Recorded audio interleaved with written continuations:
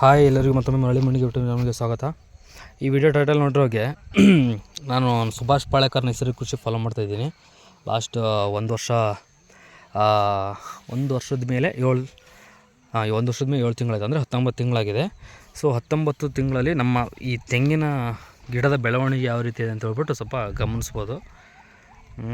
May be chemical form ಹಾಕಿದರೆ ಇದಕ್ಕಿಂತ ಚೆನ್ನಾಗಿ ಬರ್ತಿತ್ತೋ ಇಲ್ಲೋ ನನಗೆ ಗೊತ್ತಿಲ್ಲ, ಯಾಕಂದರೆ ನಾನು ಪಕ್ಕ ಹೊಸ ರೈತ, ಓಕೆನಾ. ಸೊ ಇದು ನಮ್ಮ ತೋಟದ ತೆಂಗಿನ ಬೆಳವಣಿಗೆ. ಇದ್ರದ್ದು ಬುಡ ನೋಡ್ಬೋದು, ಸೈಜ್ ನೋಡ್ಬೋದು. ಲಾಸ್ಟ್ 19 ತಿಂಗಳಿಂದ ಯಾವುದೇ ರೀತಿಯ ಗೊಬ್ಬರ ಕಂಡಿಲ್ಲ, ಇದು ಅಂದರೆ ಕೆಮಿಕಲ್ ಗೊಬ್ಬರ ಕಂಡಿಲ್ಲ. ಲಾಸ್ಟ್ 1 ತಿಂಗಳ ಹಿಂದೆ ನಾನು 1 ತಿಂಗಳಾಯಿತು ಕೊಟ್ಟಿಗೆ ಗೊಬ್ಬರ ಕೊಟ್ಬಿಟ್ಟು, ಯಾಕಂದರೆ ನಾನು ಬಾಳೆ ಹೇಳ್ತಿರ್ಲಿಲ್ಲ ಅನ್ನೋ ಒಂದು ಕಾರಣಕ್ಕೆ ಬಾಳೆಗೆ ಇರಲಿ ಅಂತ ಹೇಳ್ಬಿಟ್ಟು ಎಲ್ಲ ಗಿಡಗಳಿಗೂ ಒಂದೊಂದು ಪುಟ್ಟಿ ಕೊಟ್ಟಿಗೆ ಗೊಬ್ಬರ, ಅಂದರೆ ಈ ಹಸುವಿನ ಗೊಬ್ಬರವನ್ನು ಹಾಕ್ಸಿದ್ದೆ. ಇದು ನನ್ನ ತೋಟದ ತೆಂಗಿನ ಬೆಳವಣಿಗೆ ನೋಡ್ತಿರ್ಬೋದು. ಪ್ರತಿ 36 ಅಡಿ ಒಂದೊಂದು ತೆಂಗಿನ ಗಿಡಗಳು ಇದೆ.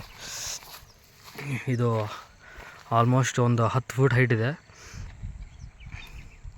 ಇದನ್ನು ಈ ವಿಡಿಯೋದಲ್ಲಿ ನಾನು ತೋರಿಸ್ಬೇಕಾಗಿತ್ತು ಅಂತ ಹೇಳ್ಬಿಟ್ಟು ನಾನು ನಿಮ್ಮ ಜೊತೆ ಹಂಚ್ಕೊತಾ ಇದ್ದೀನಿ. ನೋಡ್ತಿರ್ಬೋದು, ಪ್ರತಿ 36 ಅಡಿ ಒಂದೊಂದು ತೆಂಗಿನ ಗಿಡ ಈ ರೀತಿ ಸೈಜ್ ಬಂದಿದೆ. ಇದು ನಾರ್ಮಲ್ ಇಷ್ಟೇ ಬೆಳೆದೈತೆ ಅಣ್ಣ ಅಂದರೆ ಹಂಗಾರ ಅಂದರೆ ಕಮೆಂಟಲ್ಲಿ, ಇಲ್ಲ ಚೆನ್ನಾಗಿ ಬಂದಿದೆ ಅಂದರೆ ಓಕೆ. ಇನ್ನೂ ನಾವು ಸರ್ಕಾರಿ ಗೊಬ್ಬರ ಹಾಕಿದರೆ ಅಣ್ಣ ಇದಕ್ಕಿಂತನೂ ಭಾರಿ ಬರೋದಣ್ಣ ಅನ್ನೋದಿದ್ರೆ ನೀವು ಹಾಕೊಳ್ರಿ, ನಾನು ಹಾಕೊಳ್ಳಲ್ಲ. ಸೊ ಒಂದು ಹಂಚ್ಕೋಬೇಕಾಗಿತ್ತು ಬೆಳವಣಿಗೆನ.